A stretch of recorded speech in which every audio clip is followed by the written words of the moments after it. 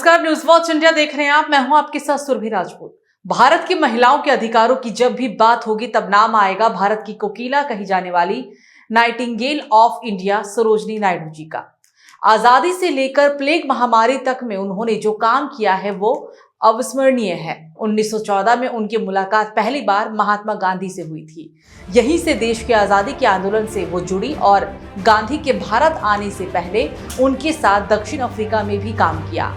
Nightingale of India के नाम से प्रसिद्ध सरोजिनी नायडू की आज यानी कि 2 मार्च को पुण्यतिथि है।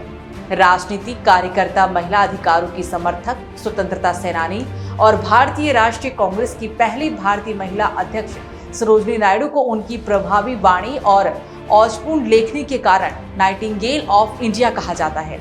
सरोजिनी नायडू का जन्म 13 फरवरी 1889 को हैदराबाद में हुआ था। उनके पिता घोरेनाथ चट्टोपाध्याय हैदराबाद के निजाम कॉलेज में प्रिंसिपल थे।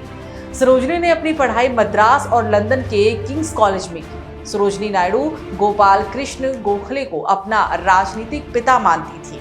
सरोजिनी ने भारत के स्वतंत्रता संग्राम में भी हिस्सा लिया। वो कांग्रेस से जुड़ी और साल 1925 में उन्हें भारतीय महिला कांग्रेस की अध्यक्ष बनाया गया। ये पहली भारतीय महिला कांग्रेस भी थी जो कांग्रेस की कमान संभाल रही थी। बाद में देश आजाद होने के बाद उन्हें उत्तर प्रदेश की पहली महिला राज्यपाल भी नियुक्त किया गया।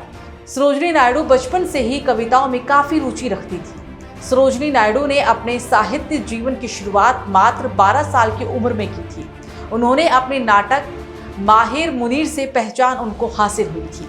16 साल की उम्र में सरोजिनी को हैदराबाद के निजाम की ओर से छात्रवृत्ति मिली और इसके बाद वो लंदन किंग्स कॉलेज में पढ़ाई करने के लिए चली गई। 1925 में उन्हें उनकी शैक्षिक क्षमताओं और राजनीतिक कौशल के कारण भारतीय राष्ट्रीय कांग्रेस के अध्यक्ष के रूप में चुना गया था। उन्होंने भारत छोड़ो आंदोलन में भाग लिया और 21 महीने तक जेल में भी रही।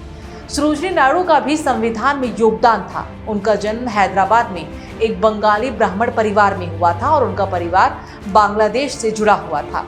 सरोजिनी नायडू ने अपनी शिक्षा चेन्नई में पूरी की और उच्च अध्ययन के लिए लंदन और कैम्ब्रिज चली गई। 2 मार्च 1949 को उत्तर प्रदेश के लखनऊ में दिल का दौरा पड़ने की वजह से उनकी मृत्यु हो गई थी। सरोजिनी नायडू उस सदी की सबसे लोकप्रिय महिलाओं में से एक थी। साहित्य में उनका अहम योगदान रहा था। 1905 में उनकी कविताओं का पहला संग्रह गोल्डन थ्रेशोल्ड प्रकाशित हुआ था। उनकी सबसे अच्छी लेखनी की वजह से ही महात्मा गांधी ने उन्हें भारत कोकिला की उपाधि भी दी थी। उन्हें भारत में प्लेग महामारी के दौरान किए गए काम के लिए भी अंग्रेजी सरकार ने कैंसर हिंद पदक से भी सम्मानित किया था। लेकिन जलियांवाला बाग हत्याकांड के बाद उन्होंने विरोध स्वरूप ये सम्मान भी लौटा दिया था। सरोजिनी नायडू का निधन आजादी के 2 साल बाद यानी कि 2 मार्च 1949 को लखनऊ के गवर्नमेंट हाउस में कार्डियक अरेस्ट की वजह से हुआ था। वे अपने आखिरी समय में अपने कार्यालय में काम कर रही थी। सरोजिनी नायडू ने प्रेम, धर्म, देशभक्ति और त्रासदी जैसे विषयों पर आधारित कई कविताएं लिखी थी। वो एक स्वतंत्रता सेनानी और संयुक्त प्रांत वर्तमान उत्तर प्रदेश की पहली महिला राज्यपाल भी रही थी। इस खास पेशकश में फिलहाल मेरे साथ इतना ही। आप देखते रहिए न्यूज वॉच इंडिया। नमस्कार।